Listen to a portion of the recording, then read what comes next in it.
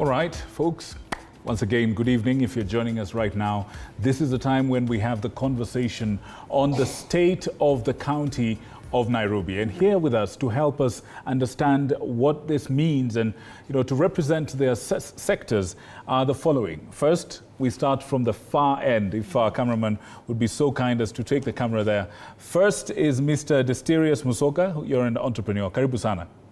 Next to him is the Honorable Mark Ronaldo Mugambi, the MCA for Umoja One. Karibu sana. Asante. Next to him is the engineer Shama Kiteme, who's a civil structural engineer and a very well-known name in terms of engineering and planning in this country. Karibu sana. Next to him, we have none other than one of our Gen Z in the building. We've got, of course, Grace Wangare Ohanga. Karibu sana. You're joining us from Multimedia University. Karibu sana. Right in front of us here is Mwango Morara. Karibu sana. You're joining us, of course, from, you're an expert in public relations and diplomacy as your area of focus. Karibu sana. And of course, next to her, we have none other than Ruth Wamuhu, who's joining us from the Technical University of Kenya. Mumemaliza strike? Aluta continua. The struggle continues. I see. Thank you, Ruth, for coming. Now, next to Ruth is the Honorable Mr. Karakacha, who's the chairperson of the Matatu Owners Association. Karibu sana. Thank you. Magari melala kwa stage. Mambo sawa? Very good. Thank you, sir. Thank you for coming.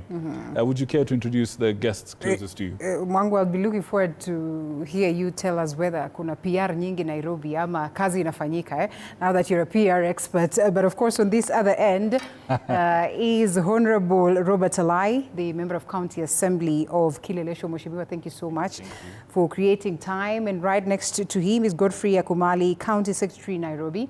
Asante sana for creating time. Then we also have Boniface Gashoka, the Secretary General of Bahita, that is the National Bar and Owners Association. Kelele imepungua?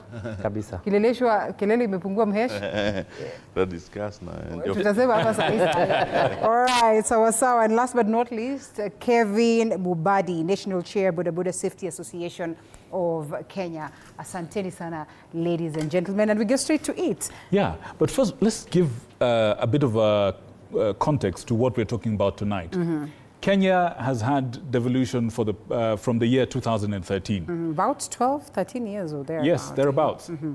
And throughout this period, there have been several polls taken among Wananchi to find out exactly what they're feeling about the performance of the county government of the day at that particular time. Some of the questions that were asked involved, how is the performance of this new dispensation compared to how things were before? So they took the poll in 2013. They took the poll in 2015. They took the poll in 2020, just before the coronavirus pandemic. Right. They also took the poll in 2023 and 2024. So we've got about 4 or 5 polls, and there's a lot of data there that gives us an idea of how things have been moving from the inception of devolution up to now. Now, what we have found out from this report and other bits of research is that Nairobi is not doing so well. It has fallen from around 60%, Right. very fast. To the lower 40s. To the lower 40s. To the lower 40s So on then the average. question is why? We want to find out why. We also want to find out if some of these numbers are actually genuine. Kwa ground na on papers, mambo ni pamoja ama mambo ni... I can see Mr. Karakacha shaking his head.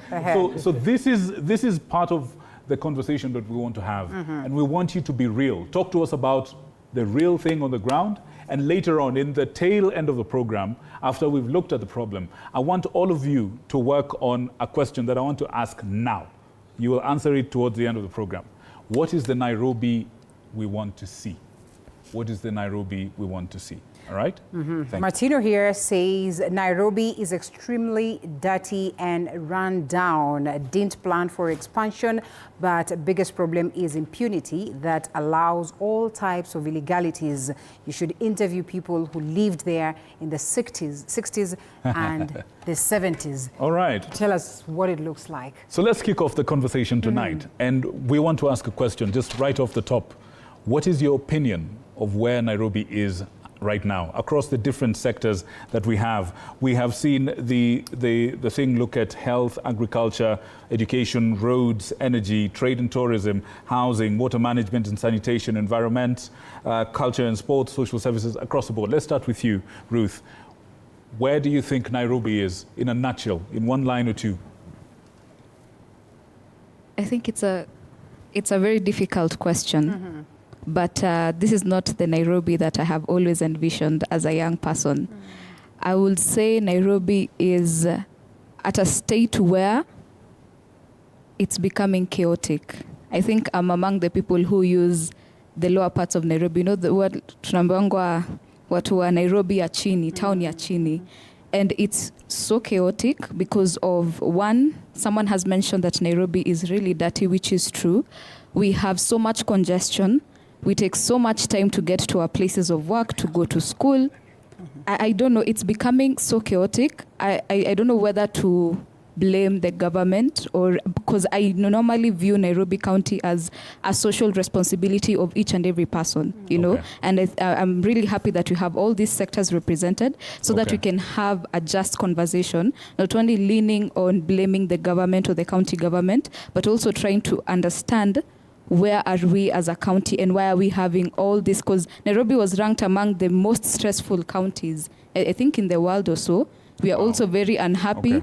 I'm unhappy myself. So, all right. Yeah. we shall come back to that. And I can see you dressed in black. We will talk about the connection between color and mood. But let's talk to our transport people in the house. Mr. Mubadi and Mr. Karakacha, your people actually move around and see Nairobi every day, all angles, all walks of life. Let's start with you, sir.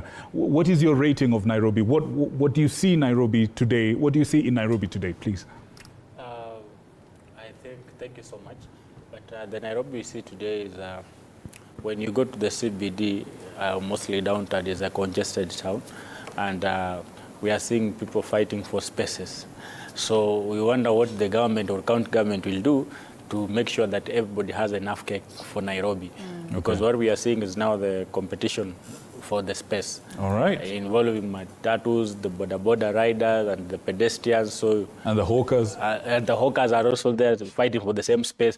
So I think the county will need to up their game to put hawkers to where they are supposed to be, riders where they are supposed to be, and matatus where they are supposed to be, and the normal pedestrian where they are supposed to be. I think that is the Nairobi we want to see. But where are they supposed to be? Yes, we'll come back to that in a second. Mr. Karakacha, what's your view of Nairobi as it exists right now? Okay, thank you. I think Nairobi, we are having a problem, and the problem is about the leadership, and we need to talk about how we should sit as Kenyans and see how we can try to manage Nairobi. Because if you ask me, we need a manager who can manage Nairobi.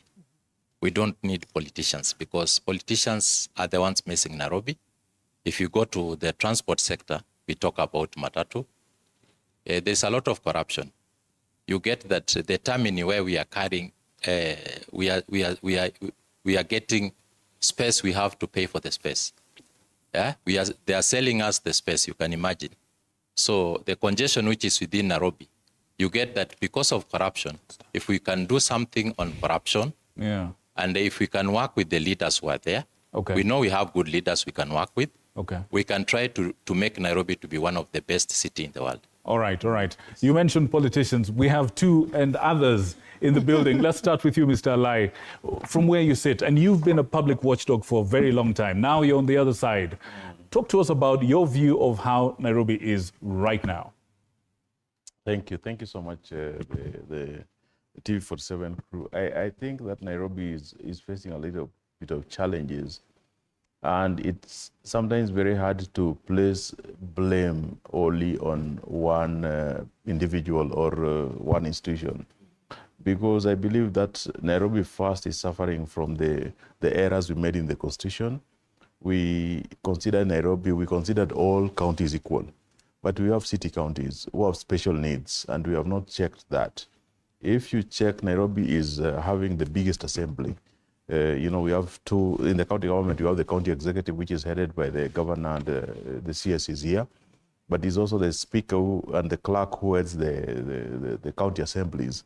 Nairobi has the second biggest parliament in this country. And you find their budget allocation and payment remunerations for both the elected members and the permanent staff is the same as every other county in this country. And I think that's very wrong. The governor of Nairobi should be a cabinet member if Nairobi was to function properly. I believe that it's very wrong to leave the governor of Nairobi not to be sitting in the cabinet of the Republic of Kenya. So sometimes I think that because of the functionalities and the requirements we have in Nairobi, the governor is proving to be a bit incompetent. We have had 5 governors in Nairobi. We have had Kidero, followed by Sonko, then Speaker, Kananu, and then NMS. Yes. And now Sakaja. Yes, now Sakaja. And it is, when we rate them, I think one of the best performing was Kidero. But since then, we have had a lot of challenges. Sonko can blame the short duration he was here. Kananu can also blame the same, and also the involvement of NMS and so on. But I can tell you for a fact that we can do better. All right. We can have a city which is responsive. We can have a city which is aesthetically looking good. We can have a smarter city.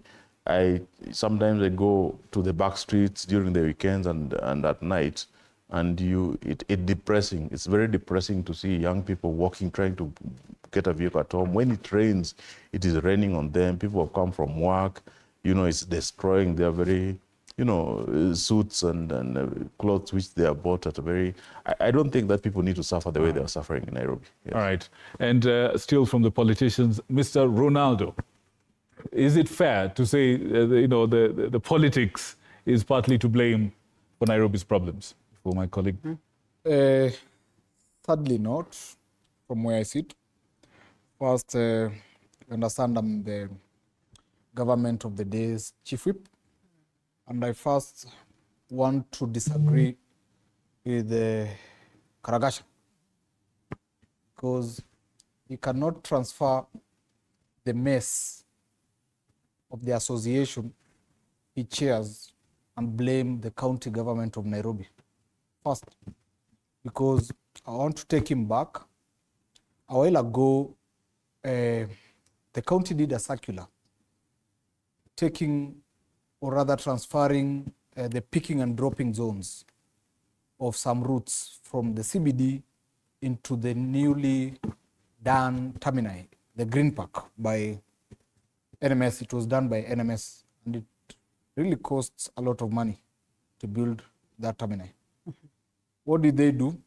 Instead of agreeing to move from the CBD so that we ease the congestion that we intended to ease, they went to court to stop their circles from leaving the CBD going to the terminal.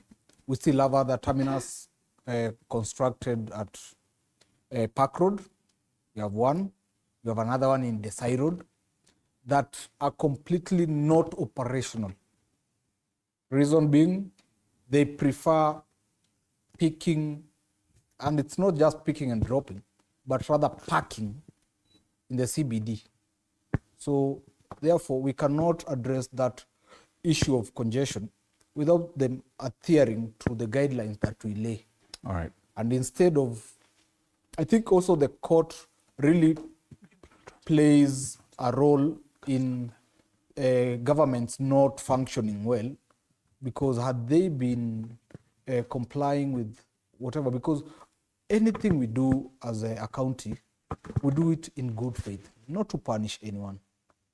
We do it in good faith. For instance, they've also mentioned about the hawkers. I'm the one that came up with the motion of removing the hawkers from the main streets. Reason being, we cannot have pedestrians competing for ways with the hawkers. Yet we have back streets that have not been occupied. We have other lanes that are not been occupied, but you find them congesting. Reason being, they claim that they are customers. Mahesh, it is not so much new a proposal. You will agree with me that we have seen this proposal in form of, say, a bill, at whatever level, to decongest Nairobi, to get hawkers have other shelters and shades where they can sell from apart from the city itself. This proposal that you make, how different from the previous ones that have, we have attempted to execute, we have attempted to make good in vain? And that's what I was saying. The reason most policies don't see the light of day is first, political interference. For instance, the governor of Nairobi tried to remove the traders from Marikiti. What did we find in return? Politicians politicizing the Mtuetu is being removed from certain areas, being taken elsewhere. Yet we've done so many markets. We have Kangundo Road Market, for instance, which borders my ward, which up to today, it is not operational. No traders, no customers, no nothing, because all of them are concentrated in the CBD. So what's the strategy of implementation? The strategy of implementation right now is we end the populist ideologies of looking at everything or everyone as a voter. And that's why you find that at the moment, we've been very strict as a county in making sure all the hawkers are moved from the streets into the back streets. And currently, for instance, from the last week, we've seen the county government doing tarmac of the back streets that were in dilapidated conditions, so that we give these hawkers a dignified way of operation. Okay. Yeah, and also we intend to put up like market canopies that will help them. Also, we just make sure that we take different sectors, like if it's for shoe polish, we have different lanes, such that if you intend to have your shoe polished, you can identify a certain lane that has all those traders. If you want fruits, if you want vegetables, we'll have them all aligned at different backstreet lanes. And therefore, they wouldn't need to come back to the pedestrian walking ways to compete with the pedestrians. Let's build up on that as we continue with the conversation. Allow me to loop in engineer before we come and hear what Godfrey has to say about his city, the city that he is the county secretary of. But we come to you, and one of the biggest concerns that we're talking about is overpopulation, that we are overpopulated, concerns on sanitation, that, we have blockages left, right, and center. And we talk about the 60s and the 70s, and now here we are, and there's been the argument that perhaps, we never envisioned such a high population of those ones that are residents of Nairobi and those ones that come on a daily as they go to their different places of home. Do you suppose that we need to do so much adjustments in terms of the level of engineering and the structure of Nairobi so that we can ape some of these concerns away? And what are the possibilities? Well, thank you very much. And thank you, Linda and colleague, for having us this evening. Nairobi, where we are today, is definitely in big problems. And I think they're serious enough that they are a threat to our existence, very existence. And I say so very deliberately because you do have a city that was planned, and I'm aware, my university professor made me aware that in 1970s, they were planning for the city for the year 2000. And what we call outer ring today was actually in the outer ring, outer side of the city, and that's why it is called outer ring. And the city was planned. The city has grown rapidly, haphazardly. We are talking of a situation whereby we do not have capacity to meet the demand, water supply demand. We're talking of a situation whereby we have solid waste scattered all over the place. We're talking of a situation where we have wastewater infrastructure which is non-existent in some places. And then you see a situation whereby when it rains, we have street flooding. We have people literally swept away by floods. And so infrastructure-wise, the city is in dire straits, if we can put it, and as clearly as possible. And we have said this as professionals, especially in the built environment. We're very worried when we start seeing literal vertical slums, 15-story buildings, 25-story buildings being constructed in this city in areas which was planned, for example, for 4-story building. Those approvals are being granted, and we ask ourselves, where is the infrastructure that is going to carry this kind of infrastructure? Okay. You know, you plan so that you designate some areas for residential occupation, other areas, commercial, industrial, etc., etc. And so the scenario where we have bursting of estates with no social amenities, Okay. no careful thought about road infrastructure. You do not even have water supply systems in place and the sanitation infrastructure in place.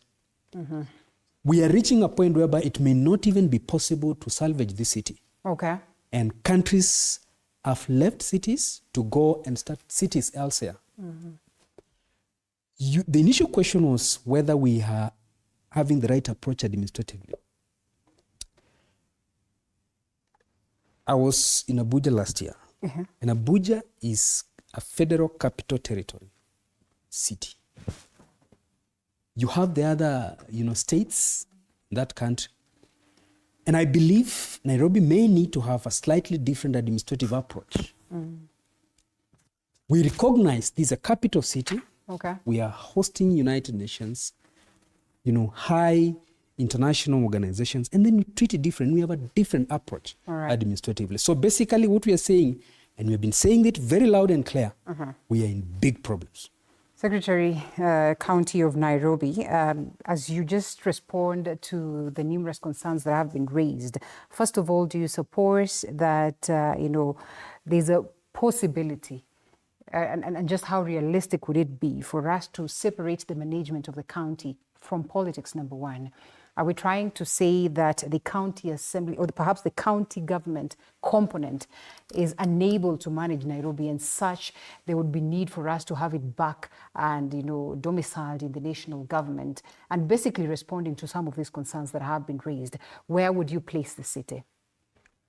Thank you very much. The city of Nairobi, we must understand where we are coming from. This city, the last physical plan was done in 1984. We are 40 years later.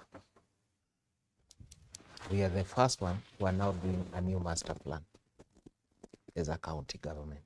Really? Okay. That is where we are coming from. Why is that? And that means they planned for a city of 2 million. Just a second, sir. Why do you think it took 40 years for this to happen? We did have the right guys. This is now when we have the right guy on the throne. Okay.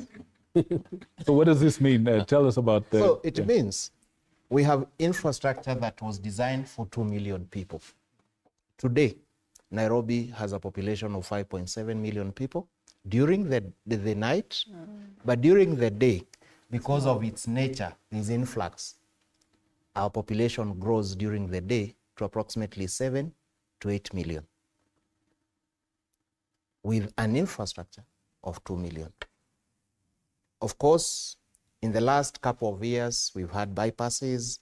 So in the transport sector, there's quite a lot that has happened. Within that space, also there's been growth in terms of sewer lines. There are areas that never used to have sewer lines, now have sewer lines. And now that means that there's some growth that has happened. But the growth, as engineers said, is not commensurate to the population growth. Indeed, that will be a problem. Number two, the county government model is probably the model that has allowed this city have a focus on itself. Remember, between 1992 and 2007, in all those elections, Nairobi was largely perceived an opposition zone. We must know our history, where we are coming from. Has that changed? I mean, looking at the Greatly. politics that has played out in the past 2-3 days. What has changed is today, every county, because of the new constitution, brings some level of equity. However, as my minority leader rightfully said, what we receive, we are treated like any other county. But remember, we are not just a county. We are the capital city of Kenya. We are the seat of power of the country. We are the hub of business for the East African region. We are different. So there are resources we need to get that we are not getting. Today, when there's a pothole, Kenyans in Nairobi do not know a pothole on a road by the county government and the road by the national government. All they know is a road on the road. And who do they know? The closest person to them? Other Johnson Sakaja. Right. That's the person they call. They even say he has placed dimples on the roads. Now, all of us know what we are doing to avert that. We've had conversations with the national government, told them, look, all Nairobians want is service. And now we have a cooperation agreement. Now the national government is cooperating with us, and in this financial year have placed 5 billion to repair roads within Nairobi. 2022, 2023, 2024. This report here, if it is anything to go by, shows deterioration on the numerous sectors that we're discussing. We'll be coming back to that, and we get to know what you can achieve in the remaining, how many? About 2 years. Around about 2 years. All right, take it up, Victor. Sir, you are the head of the Bar Owners Association, if I may say so. As an industry leader, talk to us about, what are the major challenges that your people are facing in Nairobi, particularly concerning the regulatory frameworks. And even as you do that, talk to us about the challenge of noise in the residential areas. There's been quite a few clashes lately. First of all, I would like to comment about the conversation that my brothers and sisters here have talked about. President Mwai Kibaki one day said, I'm a very positive-minded person. And he said, ask not what the government will do for you, but ask yourself what you will do for this country. Let me comment about the dirt. There's a lot of dirty, and I'm happy because the association that I serve has given me an opportunity to benchmark. And that is a challenge that I would like to give to maybe my brother from the transport sector. Let us visit Rwanda. Who is this person who keeps on throwing dirt on the street if it is not me and you in Nairobi? Who contributes to this large chunk of dirt? Let's go to my sector. First of all, I'd like to appreciate His Excellency Governor Sakaja, aka Governor Sherehe. We have had governors in Nairobi, and let me tell you, we have seen what has not been seen in this country. We have had very great challenges, but Governor Sakaja is a responsive governor when it comes to Sherehe. That is one thing. So when it comes to issues, first of all, the composition of the liquor board is one of the things that we greatly appreciate him.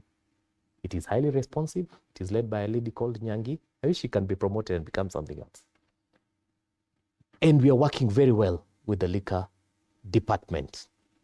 In Kenya, shida kidogo haiwezi kosa. Now, the biggest challenge that we have in Nairobi is enforcement and police harassment. And of course, selfish interest. There's a friend of mine, I was expecting to meet him here. And I'm happy because the county secretary is here. There's a friend of mine, I don't want to mention his name because he's not here, that is going enforcing issues to do with noise. I want an audit to be done on his character. We support an association in Nairobi that is compliant, that is following the law. On issues to do with noise, we have so far done a partnership. We have 9,000 members here in Nairobi. That is bars, wines and spirit, and the big bars and what have you. And we have signed a partnership. We've signed partnership with 5 companies that sell anything that talks about noise control and what have you. We are working very hard to ensure that we've actually even have 2 financiers who can finance our people to ensure that they manage noise and what have you.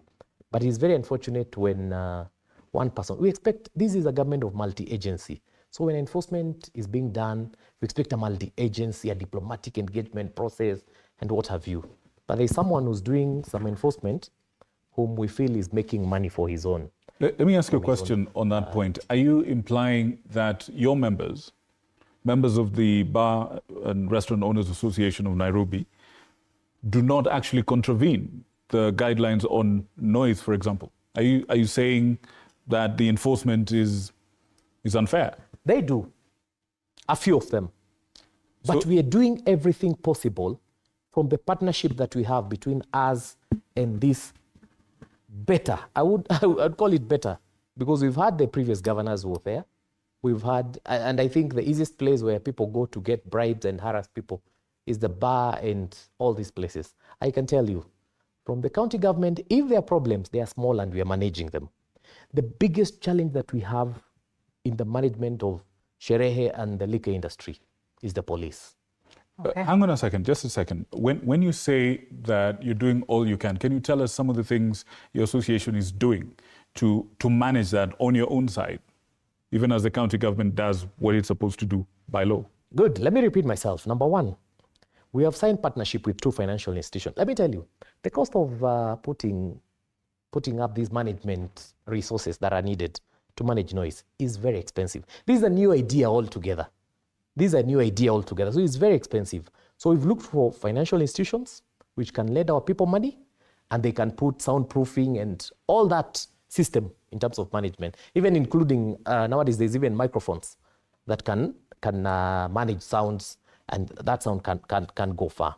That is one. Number 2, we actually even done a partnership with an environmental impact assessment expert who can come and assess and see the impact and even try and help you in terms of management. The other thing is actually we're even planning to, we have a partnership, official partnership with 5 companies that can give, our duty is to make life easy for, our duty is to help our people comply with the law, is to make life easy for our people, for them to be able to get something at the end of the day. So we have signed partnership with companies that are importing and bringing all these music management systems to ensure that our people comply. The other thing is this, very simple. We have advised all our people in this Nairobi and in the whole country, we have 54,000 members, to build partnerships with their neighbors.